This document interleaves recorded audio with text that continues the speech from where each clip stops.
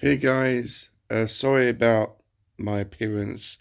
I've only, well, not just woken up, I've been up for about half an hour, but I just wanted to do a clip and get my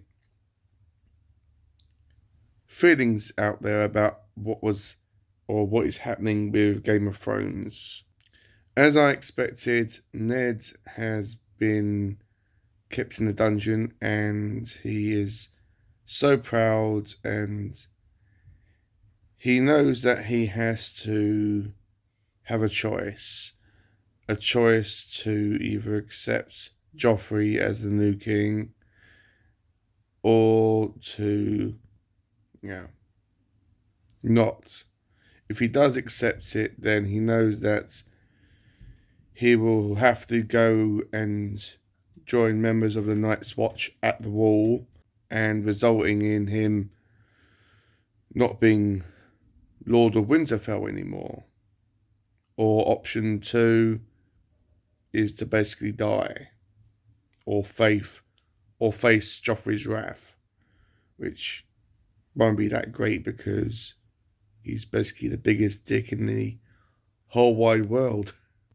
He's been asking about his daughters and he's missing his wife, and everyone's been treating him like crap. And yeah, just it's really sad that always wanted to know. It's really sad because he hasn't done anything wrong and he's not an evil or bad person. It's just that he is so full of honor, even though it's going to lead him to a very dark place and a very tragic end. I mean, I know what's going to happen to Ned. It's one of the things I remember from the TV series. So yeah, we'll have to see how that unfolds. And we've also been following John at the Wall. I don't know why I say John at the Wall because that's where he is throughout the story.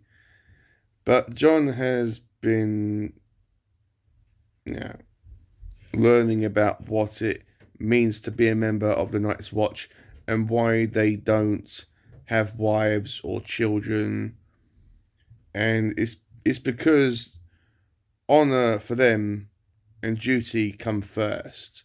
You cannot have something like a wife or children to sway you and to kind of blind you from the fact that you're at this wall, you're there to defend the realm from all these creatures that want to come over the wall and into Westeros and basically cause chaos.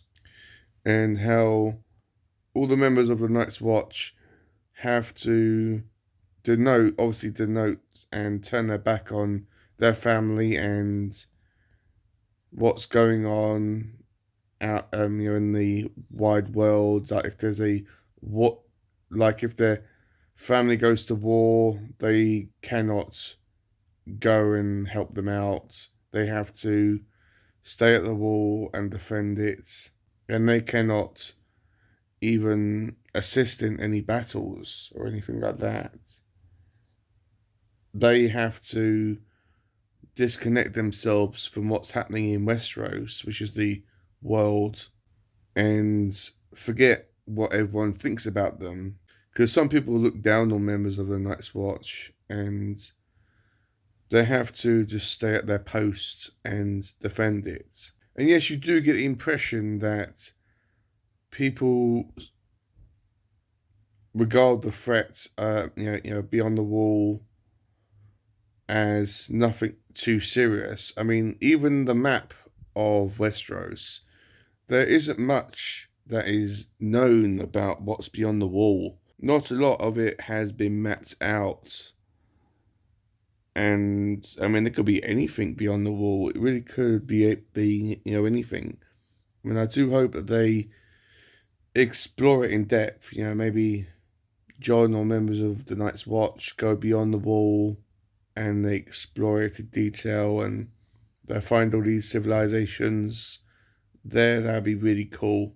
And I've also read a chapter on Lady Stark, and war is mentioned a lot as well. And I'm not really enjoying Lady Stark's chapters, to be honest. I've no idea why. I think that they aren't really that interesting. Maybe her character becomes more intriguing as the story goes on, but yeah. Every time I see a chapter that's based on Lady Stark, I'm like, crap. But yeah, maybe her chapters will improve. So I just wanted to make this clip because I am going to be finishing up my section tomorrow for Game of Thrones. Beginning at, I'll be getting up to 700 pages. I was planning to get up to that section today, but because I had to read a massive section of this book, Sister Made a Monster, which I got from my Abominable Book Club box, I want to try to plough through this book as, I would say, quickly as I possibly can, but as briskly as I can. So today I've been reading most of this. But with Game of Thrones right now, we've been with Dany, with the Dothraki tribe, and they've been conquering this, I don't know, like village or something. The men of the tribe have been sexually assaulting the women that they've captured from this village or whatever. And Dany doesn't like this, and she kind of puts her foot down, and she tries to make change, and she tries to make change within the tribe itself and how they portray women, because even though the women and men in the tribe are very strong, they are kind of treated both completely differently, you know? And Drago has been wounded as well. He isn't completely, yeah, roughed up a lot, but he isn't really in any threat of dying currently. His wounds aren't that serious. He's had one of his nipples cut off for some reason, and I'm like, was that deliberate or was it by accident? Not sure. But I think that he's getting some treatments from this kind of, I think, a witch or this sorceress character, I'm not sure. And we've been following the war that the Lannisters are waging. Not entirely sure why they are waging war against people and why they've gone to war in the first place. But, yeah, we've learned a bit more from Tyron, and he seems to connect his name with wealth whenever he says, "Oh, I'm a Lannister, I've got loads of gold." He seems to contribute him being a Lannister to him being incredibly wealthy, rather than their name Lannister, you know, causing loads of hatred and anger towards it. But if you know why Tywin Lannister is waging war against people, then please let me know. And I just would love to know what his end goal is, rather than, yeah, conquering and all that stuff. So yeah, that's where I am right now. As I said, nearly done with 700 pages. At the filming of this video, I am going to be finishing up the chapter, or my section rather, tomorrow. 700 pages. And I'm intrigued. I would have loved to read more Game of Thrones today, but because I had to read this book today, not saying it's a bad book, but I read this on my days off. I couldn't read my section on Game of Thrones today, so yeah, it's just how it is. You have to prioritize and manage your reading. Okay, so I don't think I made it crystal clear about what I thought about the battle system, or well, not battle system, the battle scenes within this book. What do they like to read? Well, they are very in depth, they're very gory, they're very bloody. Not everyone makes it out in one piece. And yeah, it can get a bit confusing about who's killing who and where certain characters are within the battle scene. But overall, I really enjoyed it. So, right now, we've had a couple of really, really good chapters, really good sections. We've been following Danny when she's been caring for Drago, who I'm not sure how he managed to get wounded so badly, because last time we saw him, he didn't really seem that bothered about what happened to him, and he didn't seem that hurt. But he is lying on death's door. He's fallen off his horse, which is repeatedly mentioned throughout the Dothraki tribe, because if a leader falls off his horse, then he is unworthy to be the leader, or something along those lines.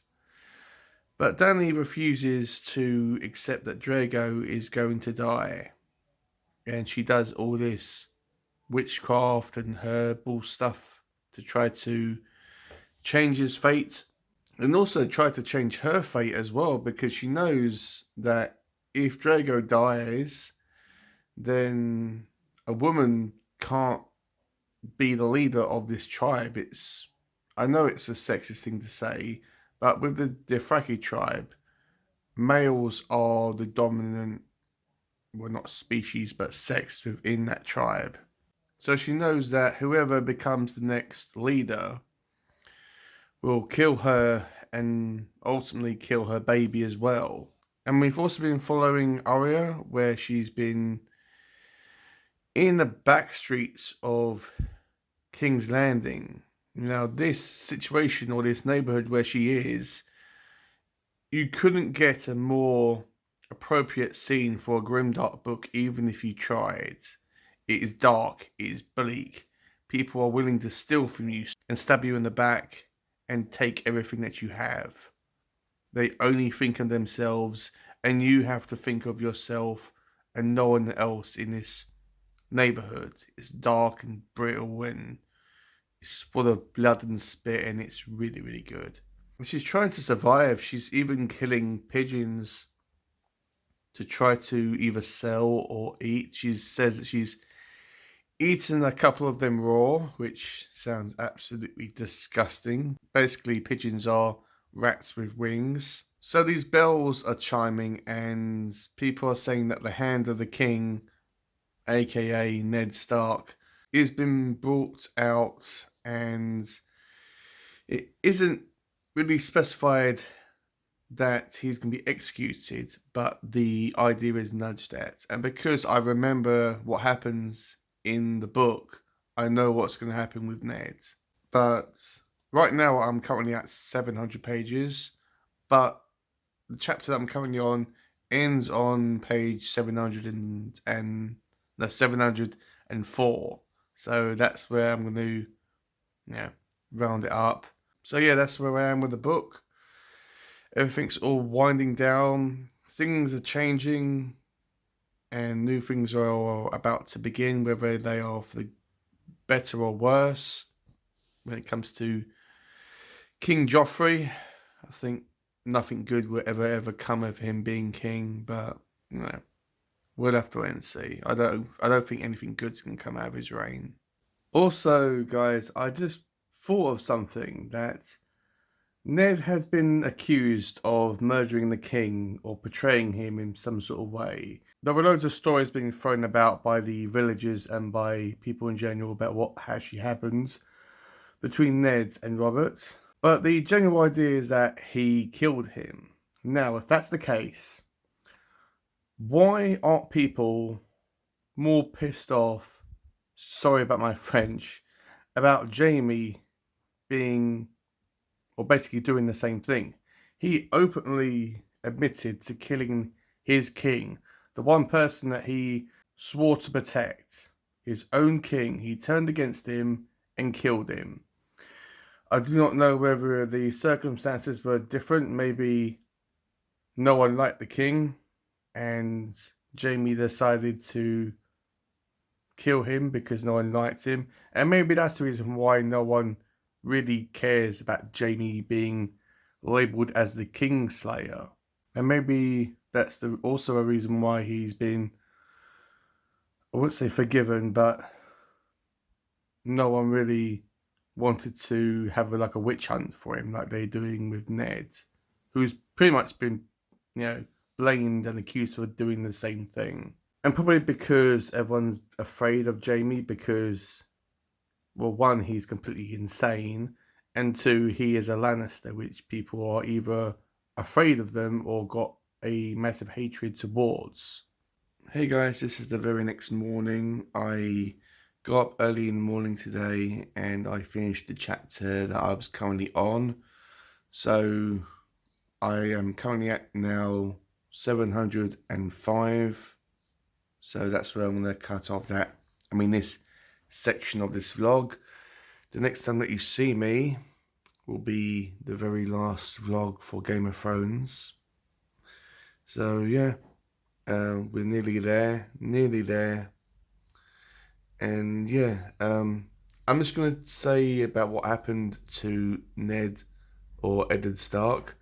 And this will contain spoilers, so I'll have spoiler written on the screen somewhere. So if you have either watched the show or watched the movie or pretty much know what happens to Ned, then you don't have to like mute this section. But if you don't want to be spoiled, I will have spoiler on the screen, so just mute it while spoilers on the screen. So ultimately, Ned dies. He gets beheaded, and there's a massive crowd that doesn't really care whether he's innocent or not. He even confesses that he betrayed Robert and Joffrey's the true king. So he basically lied. He basically played along, and that was what his choice was. He chose the black in the end. He chose, I wouldn't say the easier way out, but he chose the more logical and sensible route out. But ultimately, it came down to what Joffrey thought. And Joffrey isn't a very nice person.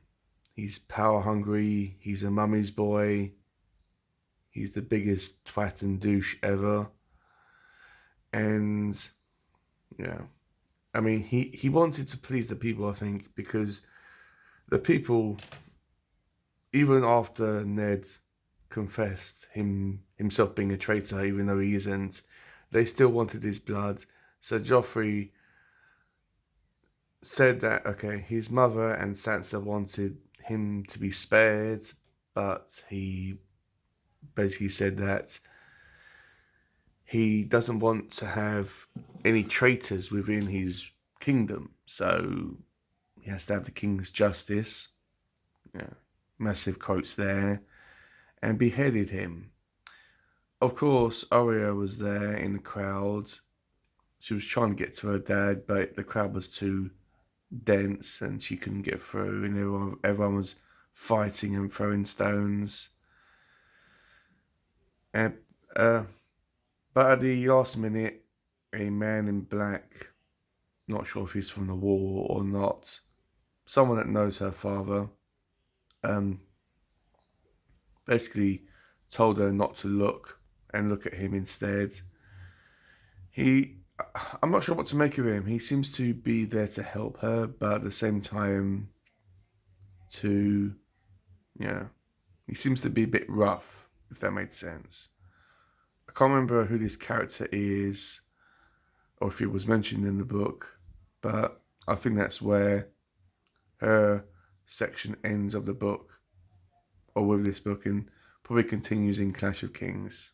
So yeah, that's all the spoiler that I had to mention. I didn't really want to mention any spoilers in this vlog, in case anyone hasn't even seen the mini-series, well no, not mini-series, the series rather, or read the book. But I thought it was kind of important because I believe that Ned is going to be mentioned in Clash of Kings.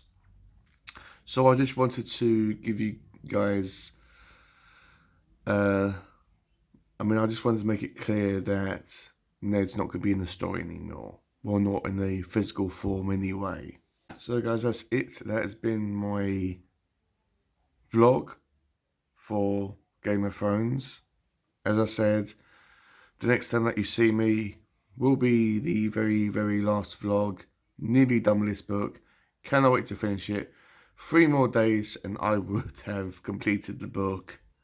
And I can't wait to do a final vlog and then do a video where I talk about my thoughts and feelings as a whole for the book. Not really a book review, but more of a discussion.